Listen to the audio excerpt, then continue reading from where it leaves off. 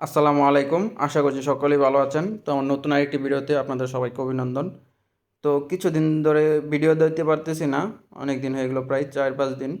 তো আপনারা জানেন যে লাস্ট ভিডিওতে আমি বলেছিলাম যে যদি ২-১ দিনের ভিতর বৃষ্টি পড়ে তাহলে আমাদের বাসায় হয়তোবা পানি উঠে পড়বে। তো যেই কথা সেই কাজই। তো বৃষ্টি পড়ে গেছে মানে পরের দিনই। তো বৃষ্টি পড়ার পরে পানি উইঠা পড়ছে। আজকে ২ দিন ৩ দিন যাবৎ আমাদের বাসায় এলাকায় পানি। মানে আমাদের বাসায় বলতে প্রায় ৪০০ থেকে ৫০০ লোকের বাসায় পানি উইঠা রইছে মানে রুমে। আমাদের এলাকাটা যেহেতু শিল্প এলাকা, তাই এইখানে ভাড়া চলে। তো একটা বাসার মধ্যে মনে করেন যে প্রায় ৩০-৪০ টা রুম থাকে। তো একটা বাসা ডুবলে ৩০-৪০ টা রুম ডুবে যায়, ৩০-৪০ টা ফ্যামিলি থাকে। তো এই যে দেখেন পানির কি অবস্থা, প্রত্যেকটা রুমে পানি উঠে রয়েছে, যার জন্য আমি ভিডিও দিতে পারতেছি না রেগুলার। এই দেখেন প্রত্যেক রুমে রুমে কোমর সমান পানি। এই যে দেখেন রুমের ভিতরে হাঁটু পানির উপরে আছে। এই রুমে যদিও ভাড়াটিয়া ছিল, এখন পানির জন্য চলে গেছে।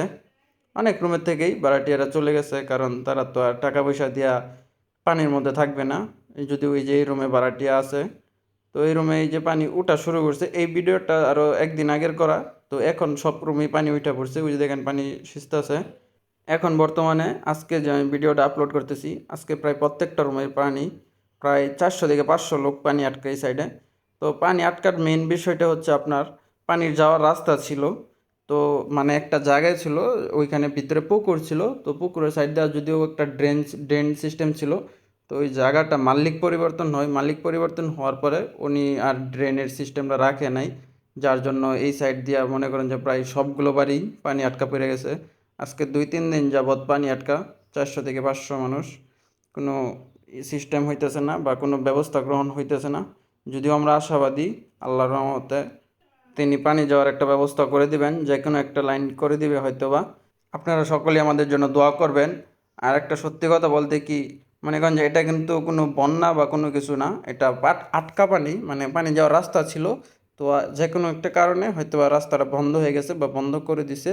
তো এই জন্য পানি আটকা পড়ে গেছে। তো আমি শুধু ভাবতেছি যেই সব এলাকায় বন্যা হয় ওই জিনিসটা আমি কিছুটা হলেও, মানে ওই অবস্থাটা আমি কিছুটা হলেও অনুভব করতে পারতেছি যে ওনাদের কতটা কষ্ট হয়, ওরা কত কষ্ট করে। যাদের বাড়িতে পানি ওঠে বা যাদের বাড়িঘর ভেঙে যায়, তাদের মনটা কতটা খারাপ হয়। তো আমি সেটা কিছুটা হলেও অনুভব করছি।